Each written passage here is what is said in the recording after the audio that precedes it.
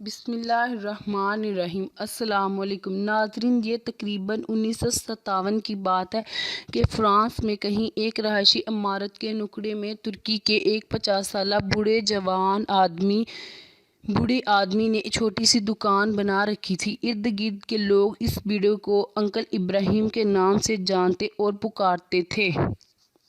Uncle ابراہیم کی دکان میں چھوٹی موٹی گھریلو ضروریات کی اشیاء کے علاوہ بچوں کے لیے چاکلیٹ، آئس کریم اور گولیاں ٹافیاں دستیاب تھیں۔ اسی عمارت کی ایک منزل پر ایک یہودی خاندان آباد تھا جن کا ایک 7 سالہ بچہ جاد تھا۔ جاد تقریباً روزانہ ہی انکل ابراہیم کی دکان پر گھر کی چھوٹی موٹی ضروریات کی چیزیں خریدنے کے لیے آتا تھا۔ دکان سے جاتے ہوئے انکل ابراہیم کو کسی اور کام میں مشغول پا کر جاد نے کبھی بھی ایک چاکلیٹ چوری کرنا نہ بھولی تھی۔ ایک بار جاد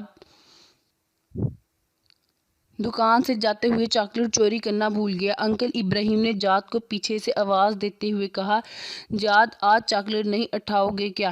انکل ابراہیم نے یہ بات محبت میں کی تھی یا دوستی سے، مگر جاد کے لیے ایک صدمے سے بڑھ کر تھی۔ جاد آج تک یہی بات سمجھتا تھا کہ اس کی چوری ایک راز تھی، مگر معاملہ اس کے برعکس تھا۔ جاد نے گڑ گڑاتے ہوئے انکل ابراہیم سے کہا، "آپ اگر مجھے معاف کر دیں تو آئندہ کبھی بھی چوری نہیں کروں گا۔"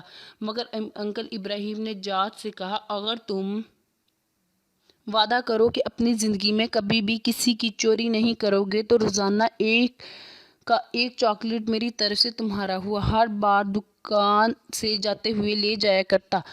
اور بالآخر اسی بات پر جاد اور انکل کا اتفاق ہو گیا۔ وقت گزرتا گیا اور اس یہودی بچے جاد اور انکل ابراہیم کی محبت گہری سے گہری ہوتی چلی گئی، بلکہ ایسا ہوا کہ انکل ابراہیم ہی جاد کے لیے باپ، ماں اور دوست کا درجہ اختیار کر چکا تھا۔ جاد کو جب بھی کسی مسئلے کا سامنا ہوتا یا پریشانی ہوتی تو انکل ابراہیم سے ہی کہتا۔ ایسے میں انکل میز کی دراز سے ایک کتاب نکالتے اور جاد سے کہتے، "کتاب کو کہیں سے بھی کھول دو۔" جاد کتاب کھولتا اور انکل وہیں سے 2 صفحے پڑھتے، جاد کو مسئلے کا حل بتاتے، جاد کا دل اطمینان پاتا اور گھر کو چلا جاتا۔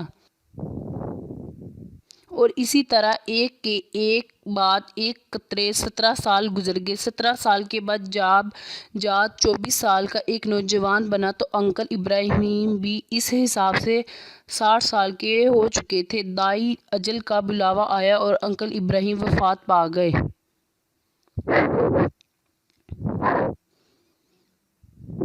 انہوں نے اپنی بیٹوں کے پاس جاد کے لیے ایک صندوقچی چھوڑ دی تھی۔ ان کی وصیت تھی کہ اس کو مرنے کے بعد یہ صندوقچی اس یہودی نوجوان جاد کو تحفے میں دے دی جائے۔ جاد کو جب انکل کے بیٹوں نے صندوقچی دی اور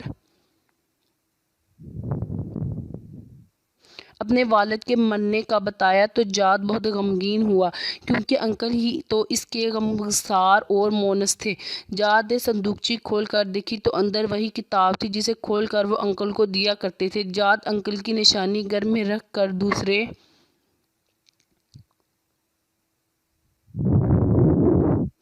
کاموں میں مشغول ہو گیا، مگر ایک دن اسے کسی پریشانی نے آ گھیرا۔ آج انکل ہوتے تو وہ اسے کتاب کھول کر 2 صفحے پڑھتے اور مسئلے کا حل سامنے آ جاتا۔ جاد کے ذہن میں انکل کا خیال آیا اور اس نے آنسو نکل آئے۔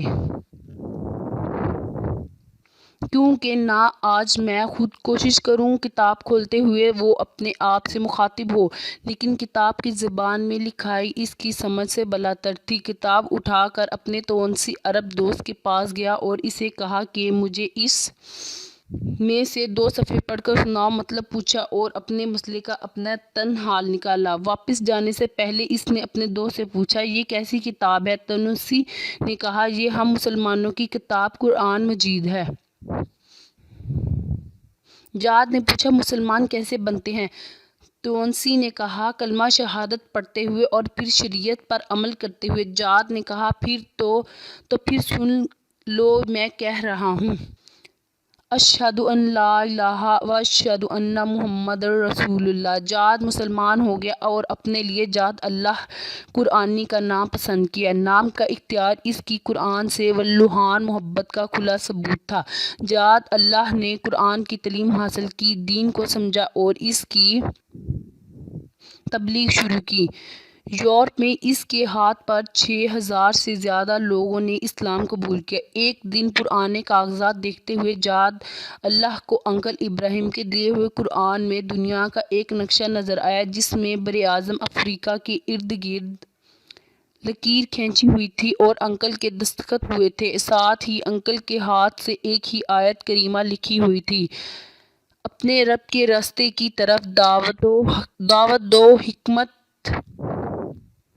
اور عمدہ نصیحت کے ساتھ۔ جاد اللہ کو ایسا لگا جیسے یہ انکل کی اس لیے وصیت ہو، اور اسی وقت جاد نے اللہ نے اس وصیت پر عمل کرنے کی ٹھانی، اور ساتھ ہی جاد اللہ نے یورپ کو خیر آباد کہہ کر کینیڈا، سوڈان اور اس کے آس پاس کے ممالک کو مسکین بنایا، اور دعوت حق کے لیے ہر مشکل پر خطر راستے پر چلنے سے نہ ہچکچایا، اور اللہ تعالیٰ نے اس کے ہاتھ سے 60 لاکھ انسانوں کو دین اسلام کی روشنی سے نوازا۔ جاد نے افریقہ کے کٹھن ماحول میں اپنی زندگی کے 30 سال گزارے۔ سن 2003 میں افریقہ میں پائی جانے والی بیماریوں میں گر کر محض 53 سال کی عمر میں اپنے خالق و حقیقی کو جا ملے۔ جاد اللہ کی محنت کے ثمرات ان کی وفات کے بعد بھی جاری رہے۔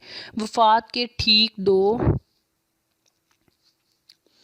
سال بعد ان کی ماں نے 75 سال کی عمر میں اسلام قبول کیا۔ جاد اللہ اکثر یاد کیا کرتے تھے کہ انکل ابراہیم نے اس کے 17 سالوں میں کبھی بھی اسے غیر مسلم محسوس نہیں ہونے دیا، اور نہ ہی کبھی کہا کہ اسلام قبول کر لو، مگر اس کا رویہ ایسا تھا کہ جاد کا اسلام قبول کیے بغیر چارہ نہ تھا۔ ناظرین، آپ کے سامنے اس واقعے کے بیان کرنے کا فقط اتنا مقصد تھا کہ کیا مجھے سمیت ہم اس میں سے کسی مسلمان کے اخلاق و عادات و اطوار کردار ابراہیم جیسا کہ کوئی غیر مسلم جادو ہم سے متاثر ہو کر جاد الفرقانی بن کر میرے مذہب اسلام کی عمدہ طریقے سے خدمت کر سکے۔